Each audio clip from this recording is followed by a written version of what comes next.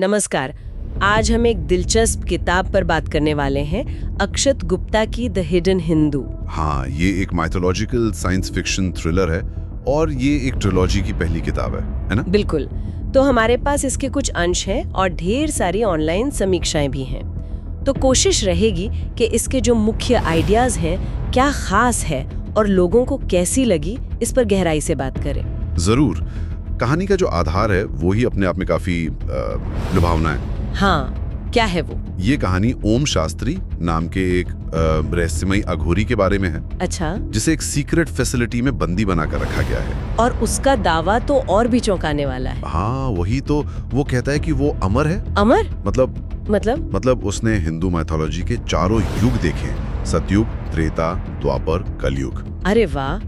और रामायण महाभारत की घटनाओं में भी शामिल होने का दावा? जी हाँ, यही उसके दावे हैं। और ये बातें जाहिर है पुरानी मान्यताओं को चुनौती दे सकती हैं। बिल्कुल दे सकती हैं। ये जो आइडिया है ना, एक अमर साक्षी का, जो हजारों साल से सब देख रहा हो। हाँ, यही कॉन्सेप्ट बहुत कैची है।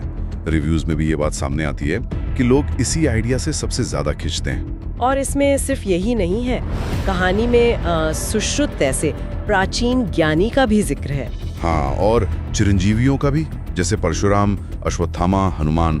इन सब का रेफरेंस कहानी को और गहरा बनाता है। तो ये सिर्फ पुरानी कहानी दोबारा कहना नहीं है। नहीं, बिल्कुल नहीं। बल्कि ये आध्यात्मिकता को मॉडर्न साइंस फिक्शन कॉन्सेप्ट से जोड़ने की कोशिश है।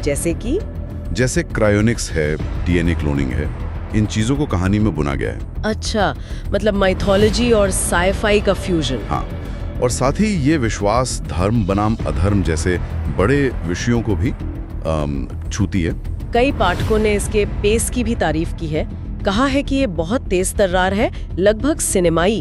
हाँ, स्क्रीन प्ले जैसा फील देती है, ऐसा कई रिव्यूज में लिखा है। कुछ ने तो इसे उत्कृष्ट कृति या पेज टर्नर भी कहा है। लेकिन आलोचनाएं भी तो होंगी। बिल्कुल हैं। सिक्के का दूसरा पहलू भी है। राइटिंग और एडिटिंग को देखकर काफी लोगों ने कुछ मुद्दे उठाए हैं। क्या मुद्दे? जैसे कहानी कहीं कहीं थोड़ी अस्पष्ट लगती है, डायलॉग्स थोड़े कंफ्यूजिंग हो सकते हैं, और लिखने की शैली में भी अचानक बदलाव महसूस होता है, ऐसा कुछ पाठकों का कहना है। खराब डायलॉग स्ट्रक्चर जैसी एडिटिंग की दिक्कतें भी मेंशन की गई हैं। अच्छा, और किरदारों के बारे में क्या?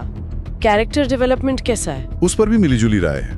कुछ किरदारों को थोड़ा स्टीरियोटिपिकल या कमजोर बताया गया है। मतलब उनसे जुड़ना मुश्किल होता है। हाँ, कह सकते हैं। शायद वो इमोशनल कनेक्शन कम बन पाता है कुछ पाठकों का। इसी वजह से शायद गुडरीड्स जैसी साइट्स पर रेटिंग्स बंटी हुई हैं। बिल्कुल।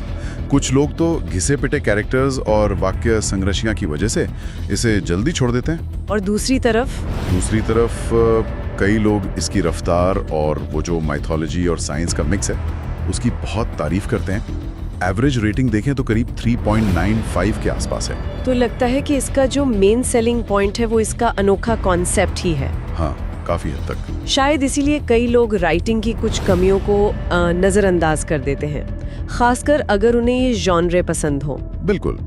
स्रोतों से यही लगता है कि ये कॉन्सेप्ट इतना पावरफुल है कि वो खींच लेता है। जिन्हें पौराणिक कथाएं और थ्रिलर पसंद है और जो कहानी के आइडिया को ज्यादा महत्व देते हैं, उनके लिए ये अच्छी है। हाँ, लेकिन अगर कोई बहुत सदी हुई परफेक्ट राइटिंग और बहुत गहरे कैरेक्टर्स ढूंढ रहा है तो शायद थोड़ी निराशा हो सकती है। हाँ, ये संभव है। समझ गई।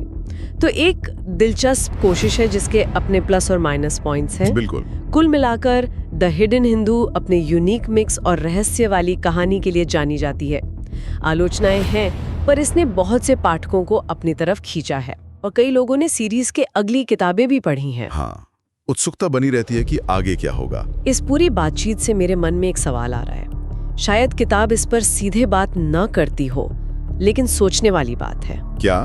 कि अगर कोई इंसान सच में हजारों साल जिए, जैसे ओम शास्त्री, तो क्या समय के साथ उसका नजरिया बदलेगा, विकसित होगा, या वो जिन युगों में जिया है उन्हीं के मूल्यों और विश्वासों में अटका रहेगा? ये वाकई एक गहरा सवाल है।